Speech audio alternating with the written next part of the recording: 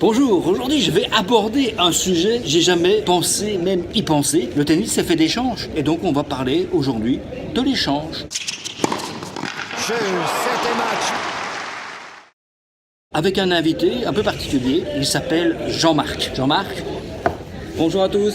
Alors on va faire un petit échange. Il me présente comme quelqu'un spécialiste des techniques de vente. Et lui s'est autoproclamé le roi des techniques d'achat. Basé sur la connaissance du cycle d'achat client. Ok, je te laisse la première balle. Tout le monde parle en réalité des techniques de vente. Mais que doit-on penser en réalité des techniques d'achat et de la connaissance justement de ce pourquoi la vente est faite, s'intéresser à l'acheteur. Impressionné. Je vais comparer ça au tennis. Celui qui pratique les techniques de vente, c'est celui qui fait il attaque. Parce qu'en fait, il doit quand même voler le portefeuille de l'autre, quoi. Et moi, je compare l'acheteur au défenseur, à ce qu'on appelait le remballeur, le crocodile qui renvoyait toutes les balles et qui négocie ferme. Moi, je pense pas qu'il est là pour voler, il est là pour gagner des points. Là, il faut que je réfléchisse. Il n'a pas forcément tort. Mais aujourd'hui, est-ce que les techniques d'achat sont-elles encore adaptées justement au monde digital, à l'ensemble des relations que cherchent à avoir les acheteurs et les vendeurs?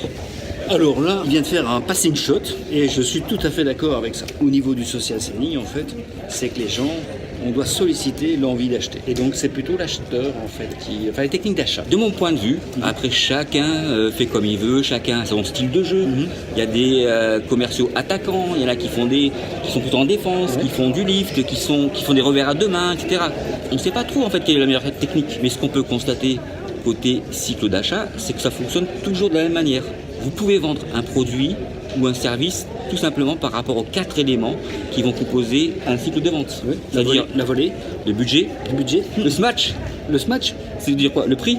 Ah oui, le prix, oui, le prix. Après, encore un point, Le lob. le besoin du client. Et quatrième point, l'amorti, le risque. Et en fait, ces 4 éléments composent en réalité les éléments essentiels pour obtenir la confiance d'un client. Et de mon point de vue, en réalité, il est plus important maintenant de connaître le fonctionnement du cycle d'achat que les techniques de vente. Je dirais que celui qui maîtrise à la fois les techniques d'achat et les techniques de vente, il va se doter d'un bon service. Exactement. C'est à mon avis le commercial qui aura compris justement comment fonctionne la vente pour utiliser toutes les panels de son jeu pour marquer tous les points et gagner son match. En tennis, il y a un problème, c'est qu'il n'y a pas de match nul. Justement, il faut gagner le match. On va dire qu'on joue en double, comme ça on va dire qu'on aura gagné. Exactement. C'était un double.